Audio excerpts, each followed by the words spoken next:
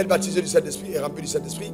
Alors, la Bible dit, il leur dit, restez là et vous recevez une puissance du Saint-Esprit survenant sur vous et vous serez mes témoins. Dans Acte 2, je crois, à partir du verset 46, on voit comment est-ce qu'ils furent tous remplis du Saint-Esprit et s'est mis à parler en d'autres langues comme le Saint-Esprit leur donnait de s'exprimer.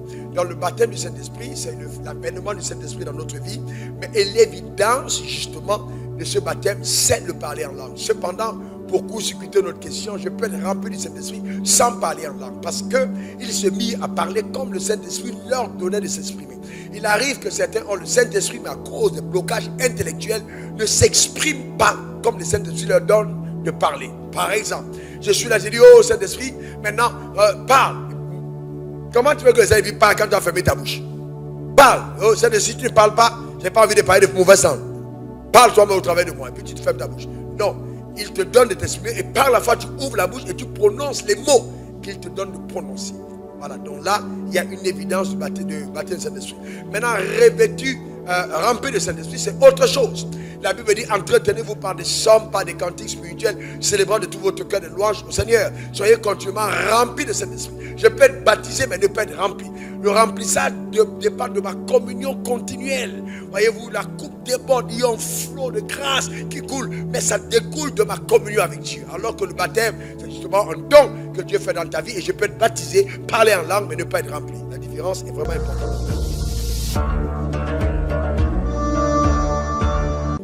Eh bien, comment tu reconnais le mentor de ta destinée? Premièrement, le mentor de ta destinée est quelqu'un qui vit dans son présent ce que ton futur est supposé être. C'est-à-dire, quand tu regardes ton mentor, sa vie présente, c'est l'incarnation de ton futur. C'est le premier indicateur. De deux, nous sommes tous pasteurs. Que ce soit, peut-être, je prends un exemple, Pasteur Mohamed Sanogo prêche, je prêche, Pasteur Georges Amako prêche, le Bishop Amazou prêche. On est tous de bons prédicateurs, de bons anciens de la parole. Cependant, chacun d'entre nous va entendre une voix à l'intérieur.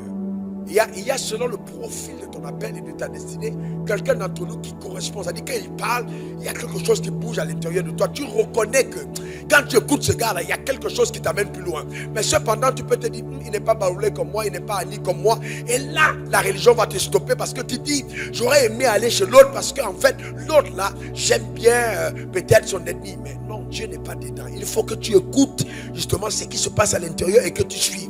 Si tu ne suis pas ça, tu vas passer à côté de couloir de ta destinée. À qui d'autre irons-nous? Car tu as les paroles de la vie. Amen. C'est comme ça qu'on reconnaît un mentor.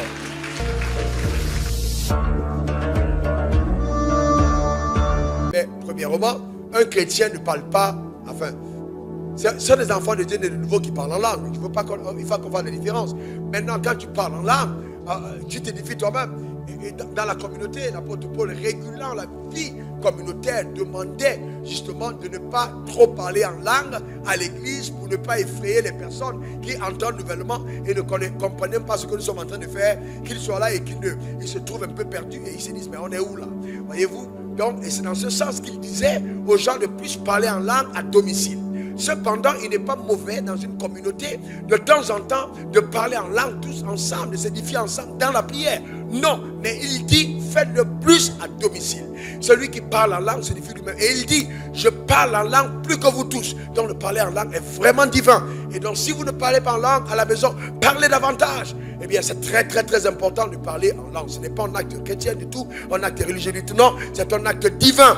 Le don du Saint-Esprit avec le parler en langue, c'est fabuleux. Parce que le parler en langue, la Bible nous dit dans Romains 8, que quand nous ne savons pas comment prier, l'Esprit lui-même intercède pour nous par des soupirs inexprimables. Rico makata e commande. Ribobo sakalateri. Rikondo makata e kelekoto titi e. Brakoto mandele kokoshite abae malakashite. Donc le parler en langue. Nous devons désirer de parler en d'autres langues. C'est vital, c'est gracieux. Parler en langue, c'est très bien. D'accord? Pour le croyant, c'est vraiment extraordinaire. Alors je vais encourager quelqu'un en disant, j'ai fait mes 3 premières années du ministère, je ne parlais pas en langue, je priais pour le baptême du Saint-Esprit, déjà été baptisé, dans toute la salle, la seule personne qui ne parlait pas, c'était moi.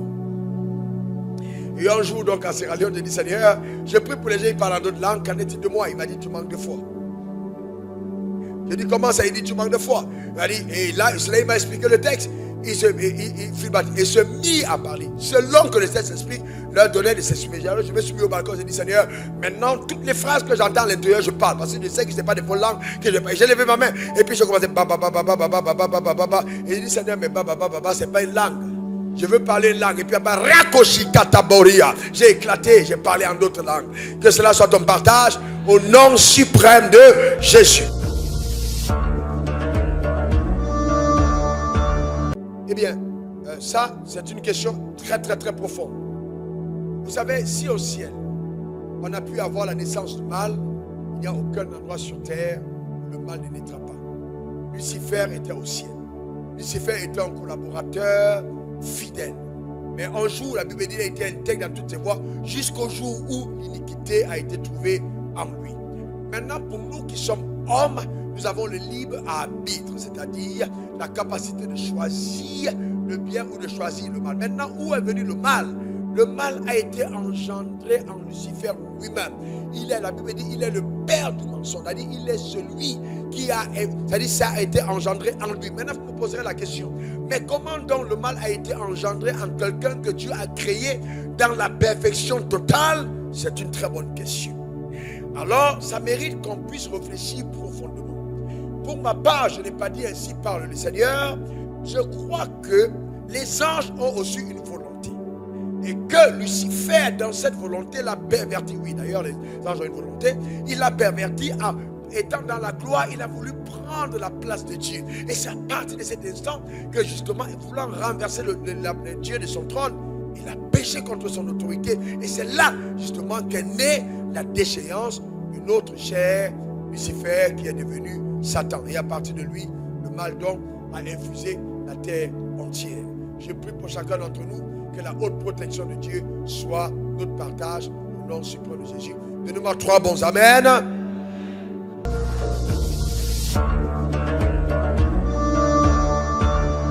Alors, sur l'enseignement que je donne sur l'onction, et je le partage avec certains enseignants, émérites enseignants de la parole de Dieu, nous croyons qu'il n'y a pas plusieurs types d'onction, mais il y a plusieurs manifestations de l'onction. Par exemple, l'électricité, il n'y a pas une électricité spéciale pour la lumière, mais c'était spéciale pour le son, l'électricité spéciale, par exemple, donne-moi le son de l'autre côté, très bien. Vous voyez, c'est produit par le courant, d'accord? Et puis, le courant peut produire aussi la chaleur. Donc, ça dépend de la demande qu'on met sur l'onction.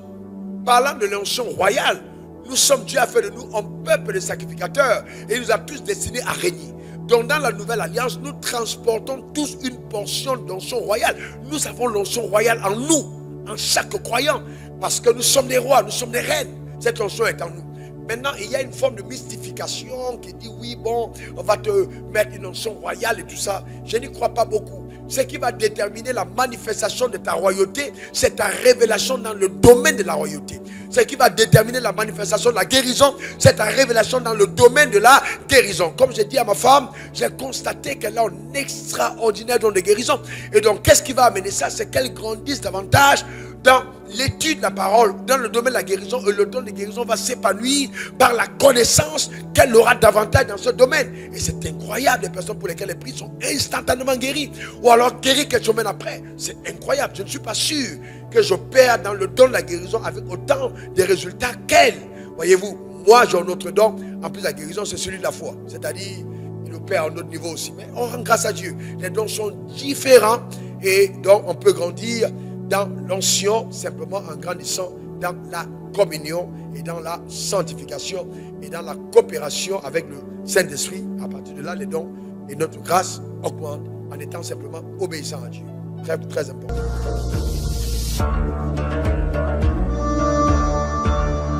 Dieu a permis qu'on le trouve en tâtonnant. Et souvent, les personnes prédestinées commencent leur course dans le couloir de la religion pour terminer dans le sentier de leur appel. L'apôtre Paul en a un parfait exemple. Il était un zélote, il était quelqu'un qui combattait l'église, il ne croyait pas à la nouvelle doctrine, pourchassait ces personnes qui croyaient à cette nouvelle doctrine, et il les tuait, il les faisait livrer l'Étienne. Vous voyez, Étienne a été livré justement par les mains de l'apôtre Paul quand il était encore de l'autre côté. Mais Dieu a apparu à l'apôtre Paul sur le chemin de Damas, et puis il a dit, Paul, c'est moi que tu persécutes, d'accord, et tu seras Dieu dirigé contre mes aiguillons. Et c'est ainsi donc que Paul a été conduit sur un des disciples anonymes appelé Ananias pour apprendre à se soumettre à l'autorité. Et à partir de là, Dieu a dit à Ananias, je lui montrerai les choses qu'il a souffert pour moi. Donc on voit un persécuteur, des personnes qui sont nées de nouveau, un religieux qui persécute les croyants et qui finalement lui-même est converti plus tard par la grâce de Dieu. Donc, mais ça c'est l'expérience de Paul. Moi, dans mon cas, je suis né dans une famille où mon père était président de l'église catholique. C'était un homme craignant Dieu, gloire à Dieu, il est né de nouveau après, et ma mère aussi, et mes frères avec. Et donc, moi, on m'a baptisé à l'église catholique. J'ai commencé très tôt à aller à l'église. Mais un jour, j'ai été choqué par des choses très tôt, très jeune. J'ai quitté l'église catholique quand je suis fait une sortie de route qui était salutaire parce que j'ai embrassé le monde dans son sein le plus profond. Je suis allé en Égypte pour être formé par Pharaon. Et donc, Dieu m'a rappelé à moi au temps marqué et je suis revenu à Christ. Et je bénis le Seigneur de cette transition et cette sortie de l'église parce que cela m'a rendu disponible à la voix du Saint-Esprit. Si j'avais continué dans l'église, j'aurais peut-être pas été un prédicateur capable d'accepter la vérité révélée telle que le Saint-Esprit l'enseigne maintenant. Comme quoi, Dieu a ses voix. D'autres, ils ne vont pas aller à l'église, ils vont être dans les fétiches, ils vont être des francs plombiers, etc. Mais Dieu va les sauver. Donc c'est pour ça que quand vous rencontrez un pécheur, croyez en lui, croyez en son salut, parce que Dieu est capable de le sauver. D'ailleurs, la Bible dit, Dieu a tant aimé le monde. Et le désir de Dieu, c'est que nul ne périsse et que tout le monde parvienne à la connaissance de la vérité. Et la Bible dit dans 2 Corinthiens 4:4 que si notre évangile est voilé, il est voilé pour celui dont le Dieu ne se sait à aveugler l'intelligence, afin qu'il ne puisse pas briller la gloire de l'évangile de Dieu. Donc toute personne sur terre peut être sauvée, parce qu'en Dieu nous sommes tous sauvés. Mais hélas, on n'aura pas tous la foi pour saisir la grâce du salut. Et de quoi la foi vient? De ce qu'on entend. Et si on n'a pas entendu, il n'y aura pas de foi. Romains 14. Comment entendront-ils parler s'il n'y a personne qui prêche? Ils sont beaux les pieds de ceux qui annoncent l'évangile. Qu'est-ce que la religion fait? La religion classifie en disant, tel n'a pas besoin de salut, tel ne peut pas être sauvé. Et même souvent nous-mêmes, quand nous sommes face à quelqu'un d'une autre religion, on dira, il ne peut pas être sauvé. Parce que lui là, eux ça, ils sont déjà perdus, sans comprendre que la Bible demande de manifester l'amour. Et ça c'est vraiment fondamental et vital. Donc ça peut passer par la religion, comme ça peut ne pas passer par la religion. Mais c'est vrai que dans Jean 3:3, la première fois où Jésus parle de la nouvelle naissance, il s'adresse à Nicodème, qui est un chef des Juifs, docteur de la loi, l'équivalent d'un évêque contemporain. Donc c'est à un évêque que pour la première fois Jésus a dit d'être de nouveau. Donc je peux être prêtre, je peux être pasteur, je peux être évêque, je peux être bishop, mais je ne suis pas né de nouveau. Je vais vous dire encore, pour vous qui êtes tellement attachés aux dénominations, qu'il y a beaucoup de sorciers dans les églises évangéliques. Il y a beaucoup de personnes dans nos réunions qui sont des sorciers.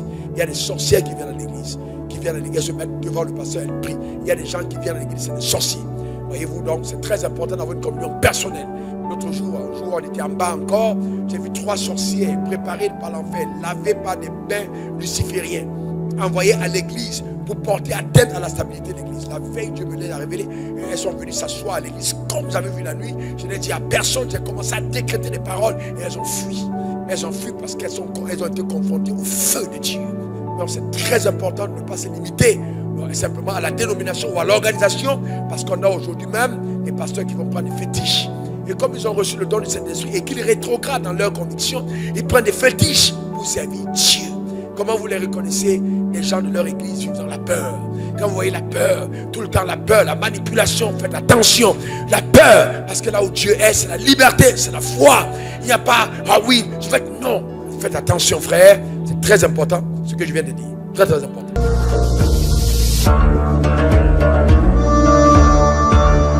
Christ est le premier-né d'entre plusieurs frères.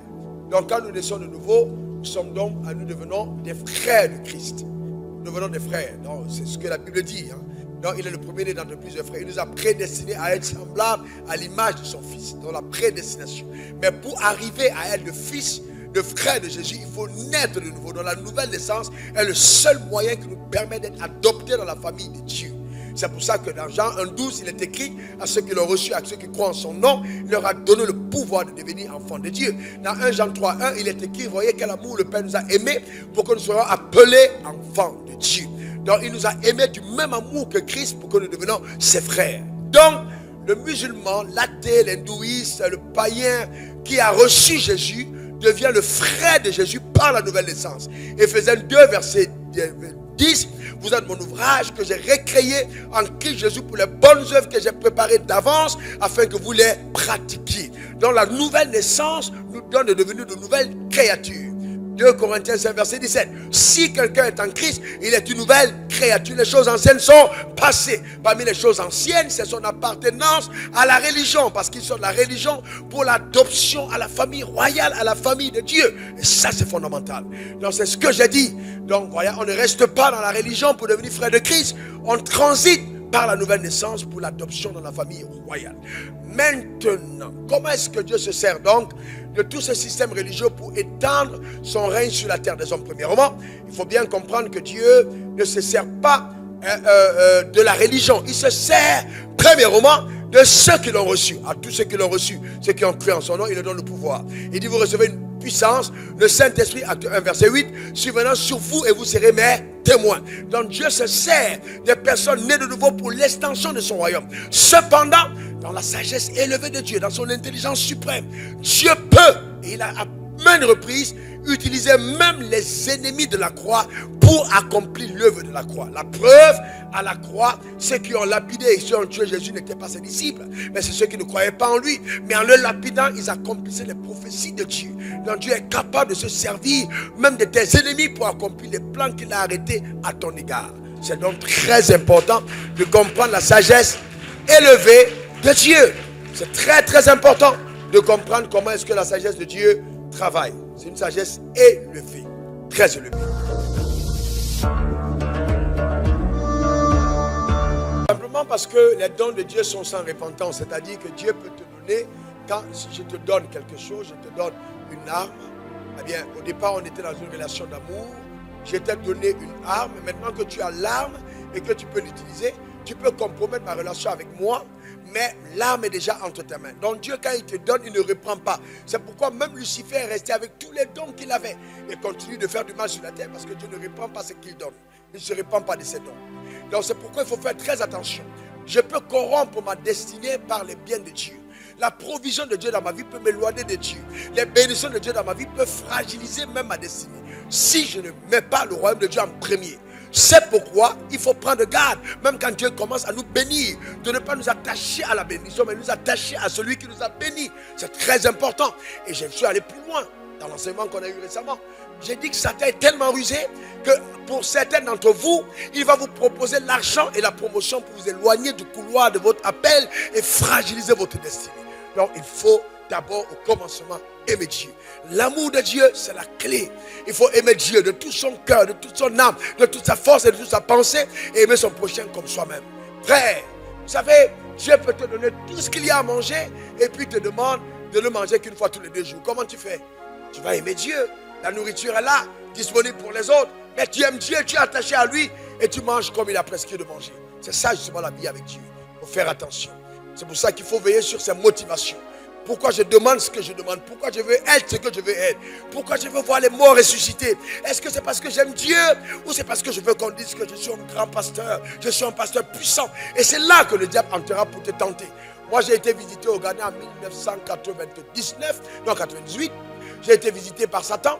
J'étais au Ghana, Satan est entré dans ma chambre et Satan a dit, prosterne-toi devant moi, je te donnerai la puissance. Et il est venu me proposer un deal. C'était, je ne sais pas comment t'expliquer, c'était tellement réel en face de moi. J'ai pris autorité et il a disparu de ma chambre.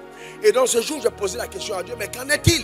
Et je suis sûr que je ne suis pas la seule personne. Il m'a dit effectivement, mais il y a beaucoup de personnes qui succombent à cause justement de la popularité et l'envie de réussir, vont maintenant en prendre des voies, des raccourcis. Celle-là, c'est le piège. Il faut vraiment que ton cœur soit attaché à Dieu. Vraiment attaché à Dieu. C'est une clé importante, une clé essentielle. Dieu ne se répand pas de ses dons. Il ne se répand pas de ses dons. C'est vraiment important.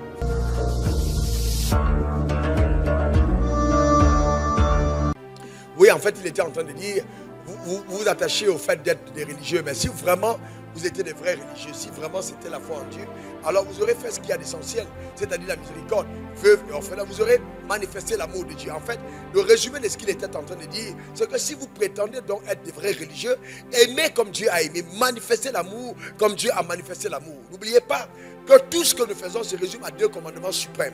Aime le Seigneur ton Dieu de tout ton cœur, de toute ton âme, de toute ta force et de toute ta pensée, et aime ton prochain comme toi-même. La Bible étant la référence majeure de tout ce que Dieu a établi, nous ne voyons nulle part Dieu établir une religion, mais nous voyons dans la Bible Dieu établir l'église. Je bâtirai mon église et les portes du séjour des morts ne triompheront point contre elle. Et il a dit Face à la révélation de Pierre, quand Pierre lui a posé la question dans Marc 16, il a posé la question aux disciples, quel dit-on que je suis? Et chacun répondait, d'autres disant, oh, tu es le Christ, ah non, tu es Élie, tu es le prophète, etc. Et Pierre a dit quoi? Il dit que tu es le Christ, le Fils du Dieu vivant. Il dit, Pierre, sur cette pierre, sur cette révélation, je bâtirai mon église et les portes de ce jugement mort, ils vont pas triompher contre elle. Donc Jésus est venu à montrer clairement qu'il était intéressé par le fait de bâtir une église et non de construire une religion.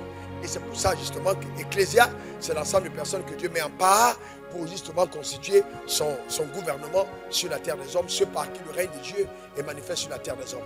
Est-ce que je peux voir ceux qui appartiennent au gouvernement de Dieu dans cette assemblée? Levez la main, déclare après moi, je règne par Christ. Encore lève ta main, déclare, je règne par Christ, car je suis l'église du Dieu vivant, au nom suprême de Jésus. Amen, amen, amen.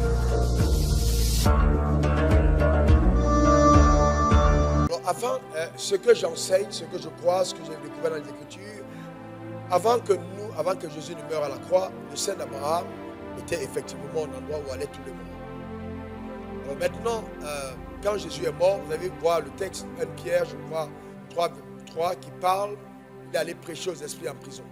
Les esprits qui étaient en prison en question, il est allé dans le sein d'Abraham, il a annoncé, il a déclaré qu'il est arrivé. Et c'est après ça maintenant qu'il est reçu d'entre les morts le 3e jour. Après avoir siégé justement au tribunal de Dieu, il est ressuscité d'entre les morts le 3e jour. Et là maintenant, justement, il a donné la clé du séjour des morts entre les mains de ses disciples. Maintenant, je vais expliquer ceci.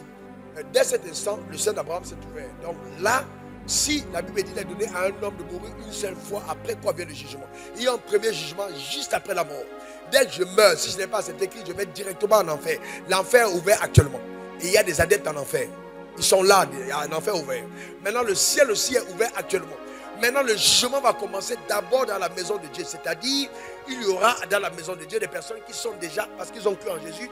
Jésus a dit aux voleurs, aujourd'hui, toi et moi, on sera ensemble dans le paradis. Il n'a pas dit on va aller. Il a dit on sera au paradis, n'est-ce pas? Donc, s'il a dit, c'est que c'est ouvert. Donc, il a dit on sera au paradis. Aujourd'hui même, il a dit c'est aux voleurs. On va être ensemble. Aux brigands qui étaient avec lui à la croix. Donc, c'est ouvert. Donc, les endroits de purgatoire, il n'y a aucun mot purgatoire dans la Bible. C'est une invention diabolique.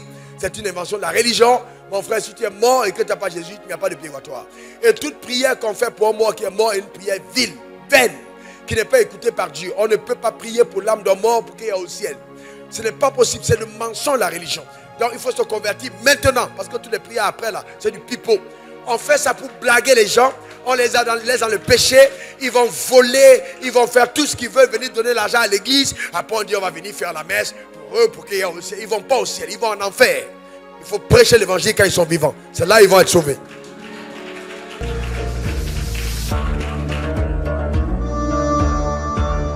Maintenant, les gens me demandent, ouais, mais où était la femme de Caïn? Elle vient d'où? Parce que dans la Bible, on n'a pas listé. Bon, vous devez comprendre que le commencement, quand on parle de la généalogie et quand on écrit la Bible, on ne fait pas référence à la femme. Je crois qu'il y a un texte de Genèse, je crois, vers Genèse 5, qui dit, j'ai enfanté un homme avec l'aide de l'Éternel. Voyez-vous, ça veut dire que quand la femme était née, on ne fait pas référence. Mais là, elle dit, j'ai enfanté un mâle par l'aide de l'Éternel. Donc, au départ, au commencement, il y a eu un croisement entre frères. C'est-à-dire, Caïn a sûrement eu sa femme qui était une de ses sœurs. C'est les deux parents. C'est-à-dire, Adam et Ève, ils se sont mariés entre eux. Mais après, avec l'arrivée de la loi par Moïse, il y a une régulation du fonctionnement sociétal. Et Dieu a donné de nouvelles ordonnances sur le fait de ne pas épouser sa soeur. Parce que je te vois venir. Ta soeur ne peut pas être ta femme. C'est appelé l'inceste. Ça n'existe plus maintenant parce que ça a été régulé. Nous vivons dans une nouvelle dispensation, dans une nouvelle dynamique où tu n'as pas le droit d'épouser ta soeur. Est-ce que c'est bien compris? Ta soeur, c'est de l'inceste. D'accord? Que Dieu te bénisse abondamment.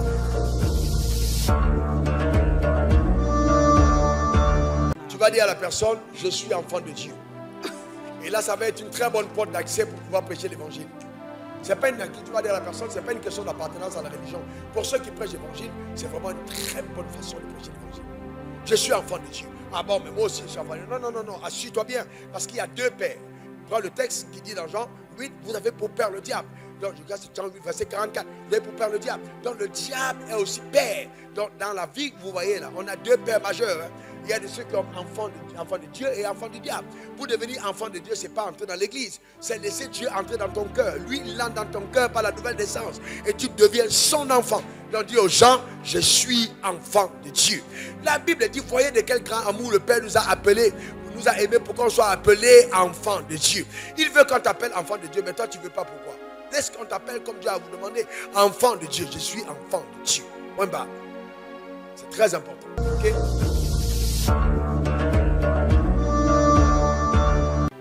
L'apôtre Paul a prié et a dit que cette écharpe me soit ôtée et Dieu lui a dit ma grâce te suffit. Cependant, je voudrais simplement dire aussi que vous savez, Dieu a des manières étranges de nous maintenir dans l'humilité. Voyez, on peut avoir une extraordinaire relation avec Dieu et puis on a une situation qui tarde à être réglée. Et Dieu, là, par cette situation, nous maintient justement dans l'humilité.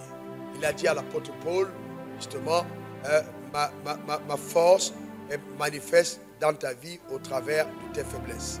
Et l'apôtre Paul a bien compris la grâce de Dieu au travers des situations auxquelles il a pu survivre. Cependant, je suis de ceux qui refusent catégoriquement que la maladie vienne de Dieu. Dieu a résolu le problème de la maladie à la croix. 1 Pierre 2, verset 24, il est écrit par tes instructions, nous avons été guéris. Donc, en fait, nous devons avoir la foi. C'est vrai que quand on souffre à un certain moment, pour paraître davantage spirituel, on peut faire croire, dans tous les cas, c'est Dieu qui a voulu que je sois malade. Non, c'est un mensonge erroné. D'accord? On est attaqué dans son corps, on doit continuer de croire, même si ça dure 3 ans, ça dure 4 ans, ça dure 5 ans, ça dure 6 ans, on doit continuer de croire jusqu'à ce que la manifestation de la volonté parfaite de Dieu s'accomplisse pour nous. Dieu n'est pas un Dieu qui donne la maladie à ses enfants. Ce n'est pas possible. On a vu le cas de Moïse, 120 ans, son corps n'a pas été détruit, aucun membre n'a été atteint, il est mort. On n'est pas obligé d'être malade pour mourir. On peut se coucher et mourir. Non, on n'a pas besoin d'être malade. C'est ce que le diable essaie de nous faire croire. La parole de Dieu marche. Si tu crois, tu verras dans ton corps la gloire de Dieu. La Bible dit que le Saint-Esprit rendra la vie à notre corps mortel. Donc le Saint-Esprit qui est en nous peut vivifier notre corps, comme on a vu dimanche et comme on verra dimanche prochain. La parole peut travailler à l'intérieur, restaurer nos membres, nous redonner la vigueur d'en haut. Mais ça se passe par la foi uniquement. Amen. Que Dieu vous bénisse abondamment. Alors, la différence entre chrétien et enfant de Dieu, la première chose, c'est qu'on peut être chrétien sans être enfant de Dieu. Tout chrétien n'est pas enfant de Dieu. Par exemple, 2 personnes ont un enfant, ils sont de religion chrétienne, et donc cet enfant naît, quand il va à l'école, on coche chrétien ou musulman, on va cocher quelle case? Chrétienne, parce que ses parents sont chrétiens. Donc on devient chrétien, pas parce qu'on est né de nouveau, on devient chrétien parce que, justement, on est né dans une famille qui est dite chrétienne. Alors qu'au départ, les chrétiens n'étaient pas parce qu'ils n'étaient pas par naissance. Au départ, dans l'acte 11, verset 26, c'est parce qu'ils étaient comme Christ. Et le diable subtilement avait introduit cette religion par cette appellation pour éloigner les personnes de la nouvelle naissance. Et la première fois, quand Jésus a parlé de la nouvelle naissance, il s'est adressé à Nicodème dans Jean 3. Il dit, si un homme ne naît d'eau et d'esprit, il ne peut entrer dans le royaume des cieux. Donc c'est important. Il a parlé à un évêque de la nouvelle naissance. Ça veut dire que je peux être un leader religieux chrétien sans être un enfant de Dieu. Être enfant de Dieu, c'est par la nouvelle naissance. Jean 3,3. Si quelqu'un est né de nouveau, il ne peut voir le royaume des cieux. Donc c'est très important de le comprendre. Maintenant, dans la question du baptême, il est écrit dans Marc 16, je crois verset 15, celui qui croira et qui sera baptisé sera sauvé. Verset 16, sera sauvé. Donc, vous voyez, c'est très important. On croit d'abord et on est baptisé ensuite. On croit d'abord, on dit je crois d'abord. Encore dit je crois d'abord et je suis baptisé après. Parce que le baptême est l'engagement d'une bonne conscience envers Dieu. Mais quand vous prenez un bébé qui a 6 mois, qui a 7 mois, qui a 2 ans, qui a 3 ans, est-ce qu'il est conscient de ce qu'il fait? Et vous le baptisez, vous dites à partir d'aujourd'hui tu es chrétien. Il n'est pas chrétien, non. Parce qu'on a versé l'eau sur sa tête. On n'a pas respecté les prérequis de Dieu. Donc cet enfant n'est pas enfant de Dieu. Il peut sûrement être chrétien parce que c'est un rituel, je me redis. Il peut être chrétien parce que c'est un rituel. Il est chrétien sûrement, mais pas enfant de Dieu. Parce que le baptême des enfants de Dieu, c'est après la nouvelle naissance. Alors que le baptême des chrétiens, c'est avant la nouvelle naissance. D'accord, on se baptise pour l'adhésion à une religion. D'accord? En tout bébé, on a un rituel, on te fait entrer dans la religion chrétienne. Après, on dit on te confirme plus tard. Non, la confirmation n'a aucun... Il n'y a aucun endroit de la Bible où on a confirmé qui que ce soit. Ce n'est pas biblique. Il n'y a pas de confirmation. Il y a le baptême, simplement. Et dans Colossiens 2, verset 12, on est enterré avec Christ et on ressuscite avec lui par le baptême. C'est-à-dire, le baptême n'est pas par aspersion, c'est par immersion. Le symbole de l'enterrement et de la résurrection. Donc c'est vraiment important de mettre chaque chose à sa place. Dans l'enseignement des cours de nouveau, je parle de la forme du baptême et du fond du baptême. La forme, c'est justement par immersion. Le fond, c'est le droit juridique qui donne la légalité à ton baptême. C'est ta nouvelle naissance. Donc tu peux même être dans une église évangélique, avoir fait des cours de nouveau et on t'a plongé dans l'eau, mais on ne t'a pas enterré. Parce que pour t'enterrer, il faut que tu sois né de nouveau. Donc tu peux aller aussi dans les eaux sans être né de nouveau.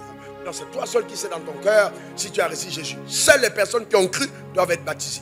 Voilà le principe de la Bible.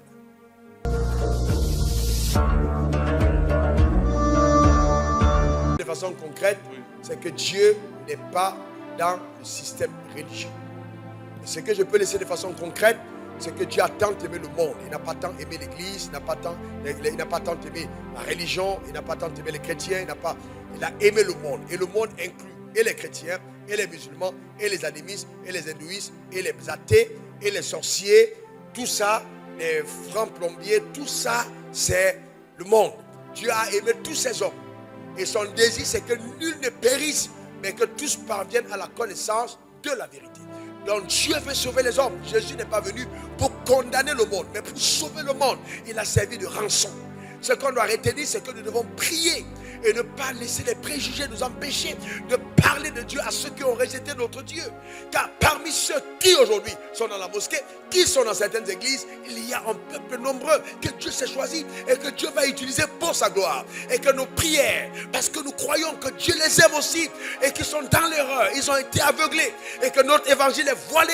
Il est voilé par celui dont le Dieu de ce siècle a aveuglé l'intelligence. Nous sommes résolus et déterminés à briser les barrières et à vaincre par la loi de l'amour. Car nous devons aimer nos semblables, aimer notre prochain et penser à leur salut éternel et empêcher qu'ils aient un enfer. Voilà ce qui doit habiter notre cœur. La détermination radicale.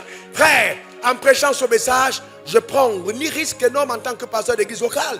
Des personnes peuvent partir pour aller s'installer dans la religion.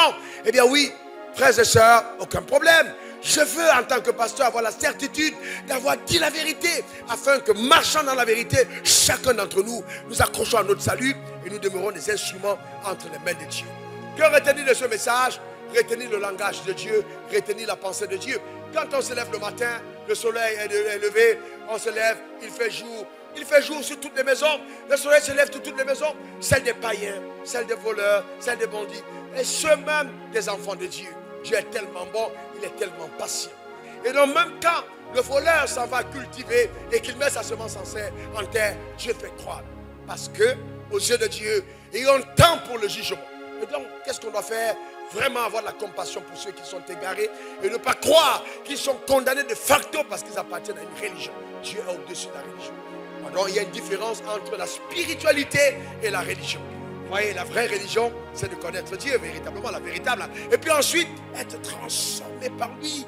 Et puis commencer à être un agent de réconciliation et faire du bien tout autour de nous. C'est là le témoignage que nous vivons avec Dieu. Et non le fait d'appartenir ou d'avoir une grosse responsabilité dans un système religieux sur terre. Faites attention. Voilà ce qu'il faut retenir. Okay. Fondamental.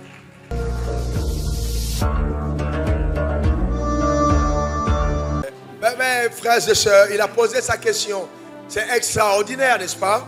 C'est très très bien. Ok. Entre le Saint-Esprit et Jésus qui est le plus puissant. Le Saint-Esprit et Jésus sont une même personne. Donc ça veut dire le Père, le Fils et le Saint-Esprit, les trois forment l'entité appelée Dieu.